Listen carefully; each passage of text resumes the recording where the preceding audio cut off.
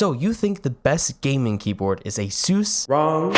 Corsair? Wrong. Or even Razer?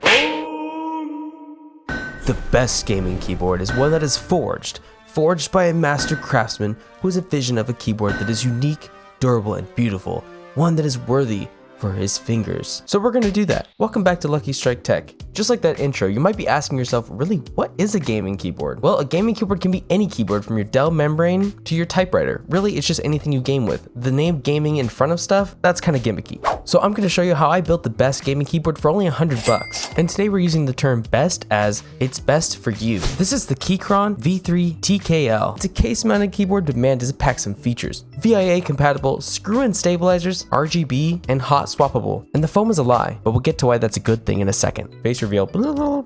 As we open it up, you're gonna notice a few interesting things for a $64 keyboard. Well, hello, beautiful. Ooh. It comes with tools to disassemble the keyboard, a threaded cable, and a keycap and switch puller. I got mine in a nice smoky clear black, and they make this thing really hefty and really full, so I'm kind of curious what's inside. It's got a really nice side profile as well. Considering this keyboard's only $64, it comes with some of the best features you can get on a keyboard, like south-facing switches and screw-in stabilizers. Now here's why south-facing switches are so important. There's only so many budget keyboards that have south-facing switches that are really under $100. The main two that I know of is the Portico 75 and any of the V series from Keychron. Not only do south-facing switches look better, they avoid the interference caused by cherry profile keycaps. To get this thing unscrewed, we're gonna need my handy dandy toolkit. This was only about 15 bucks on Amazon. If you want a link, there's one in the description down below. One feature to note is the nice two-stage feet, but I do find myself pushing these back out every time I push the keyboard forward a little bit. Once we get all 8 screws from the bottom taken out, we can pop off the top. And it's really as easy as that. But then you realize how sturdy this thing is, and unscrew all 16 screws, keeping the PCB to the base. But that's when you learn there's not only foam in between the plate and PCB, but there's also a nice thick coat of silicone. And this thing is really well made.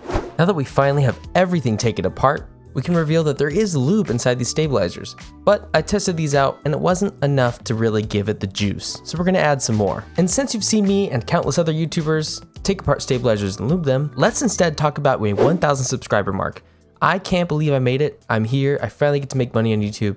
Thank you guys so much. Okay, moving on. In case you've ever wondered how you know where stabilizers go, you can see there's a white hole and a dark hole, and you basically make sure that the clips line up with the dark hole and the screws go above the white hole. That's it.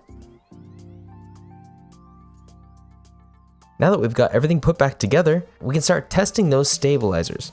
And I already found my fatal flaw. Looks like a wire got missed putting these back together. But after a quick disassembly once again, we are able to test everything out and they sound perfect. And for switches, we're going with probably the most iconic switches ever made, the Gateron Milky Yellows. Not only are they creamy, sound milky, and thocky, they come lubed stock, thanks to where I got all my products for this video, Divinity. They're a great little shop based out of LA, so shipping really is the same as Amazon. I'll drop a link to their shop down below. Now these are the right switches for me, but when it comes to picking the right switches for you, there's only a few things you need to know. Type, like linear, meaning smooth, tactile, meaning there's a slight bump when you press, and clicky, which are those annoying keyboard switches that nobody wants. And of course, actuation force, which is how much pressure it takes to press down the key and really gives it the overall feel. Gateron Milky Yellows have an actuation force of 50 grams and are linear. That's why they sound amazing. Now I'm no good at transitions, so let's just fake it till we make it. Shazam! Oh yeah, how'd I do? Still bad? Okay, fine. Now for those true keyboard enthusiasts wondering how I kept this build under $100, well, these keycaps aren't really authentic. They're not GMK, they're not licensed, etc, etc. These are just ones I found on Amazon for only $20, and the print and the quality is actually pretty impressive.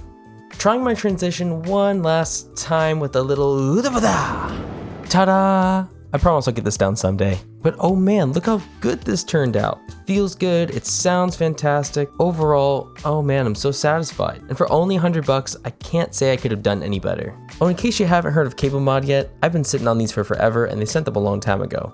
What do you think, green or brown? I think I'm gonna go with brown.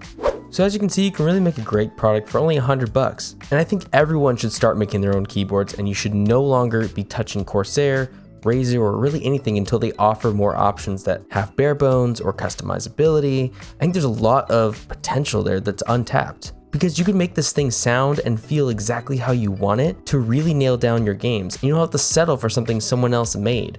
It's really tailored to you, and I'm never going back. Anyway, like the video if you liked it, subscribe if you'd like to as well, and stay tuned to the end for the sound test. Thanks for watching.